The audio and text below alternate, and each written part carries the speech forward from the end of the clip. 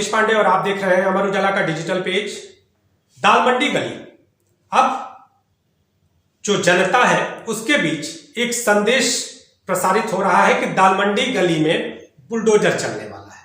यहां की गली को चौड़ा करने के लिए प्रशासनिक टीम वहां पर नाप करने पहुंची और उसने वहां पर जो साक्ष्य हैं उनके आधार पर फीता लगाया।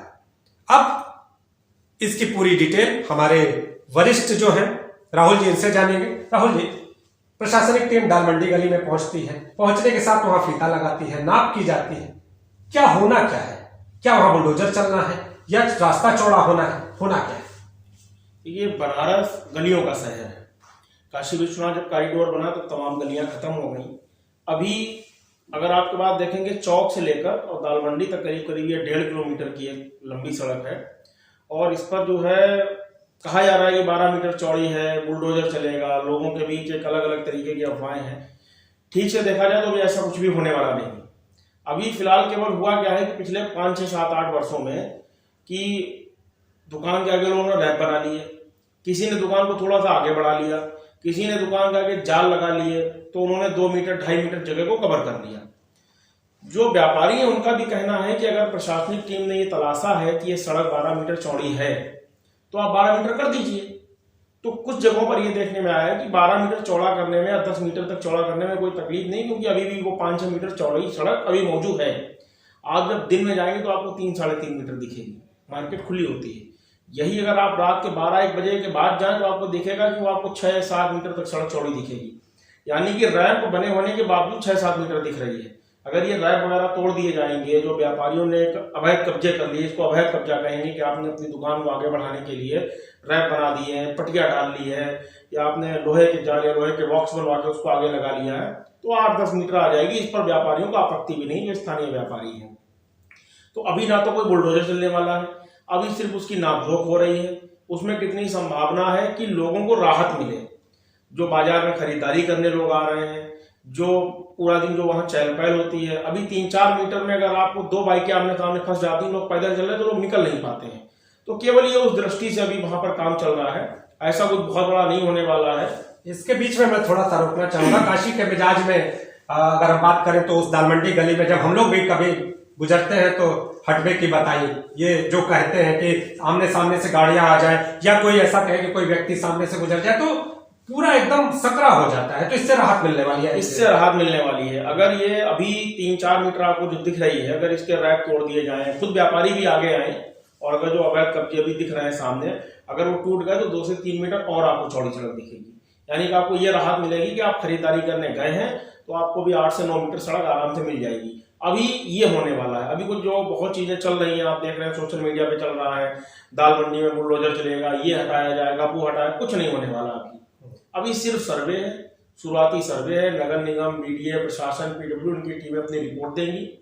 कितनी चौड़ी होने की संभावना है उस पर काम किया जाएगा। तो आम जनता की सुविधाओं के लिए जो सरकारी प्रयास है वो किया जा रहा है और अभी प्राथमिक सर्वे हुआ है, जिसके आधार पर जो हमारे वरिष्ठ संवाददाता बता रहे हैं, जो हमारे वरिष्ठ बता रहे हैं कि अभी वहां बुलडोजर नहीं चलेगा, बल्कि आम जनता जो इस गली में खरीदारी करने के लिए पहुंचती थी जाम से, बल्कि यूं कहे तो वहां पर जो गुत्थम गुत्थी की स्थिति हो जाती थी उससे बचती हुई नजर आएगी।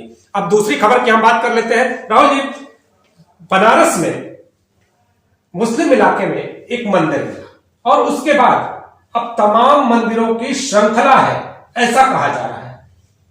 क्या है ये?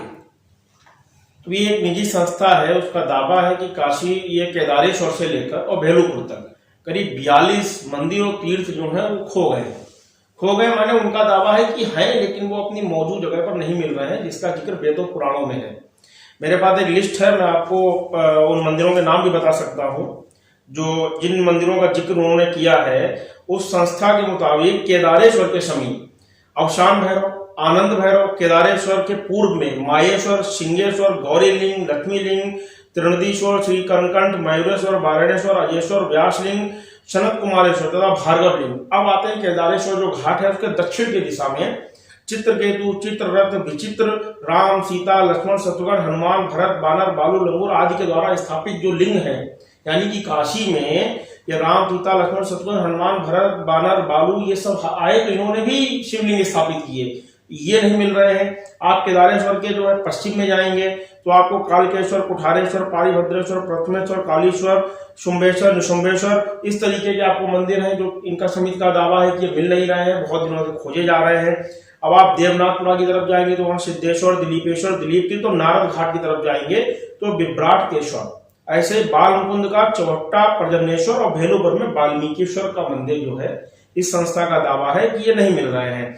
पुष्पेंद्रेश्वर दक्षिण परम सिद्ध पौर और सिद्धेश्वर है, यदि इनकी पंचोपचार से पूजा करें तो वो स्वप्न में परम सिद्धि को प्रदान करते हैं, ऐसी मान्यता इनका कहना है कि शिव महापुराण में है।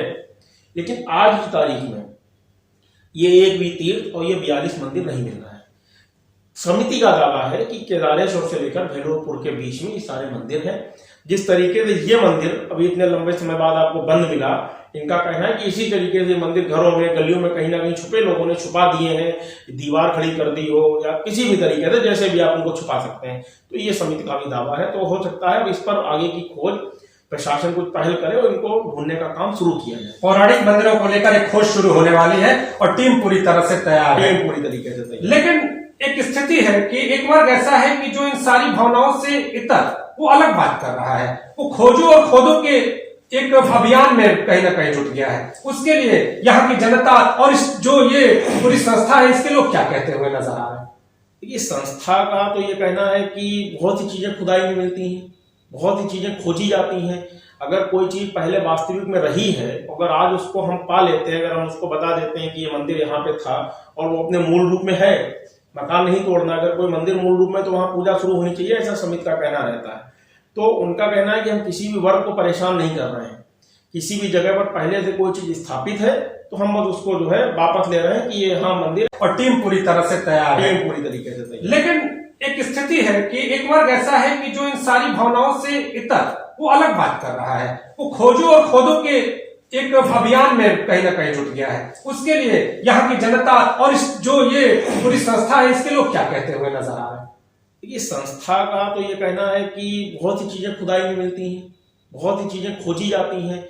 अगर कोई चीज पहले वास्तविक में रही है, अगर आज उसको हम पा लेते हैं, अगर हम उसको बता देते हैं कि ये मंदिर यहाँ पे था और वो अपने मूल रूप में है, मकान नहीं तोड़ना, अगर कोई मंदिर मूल रूप में तो वहां पूजा शुरू होनी चाहिए, ऐसा समिति का कहना रहता है।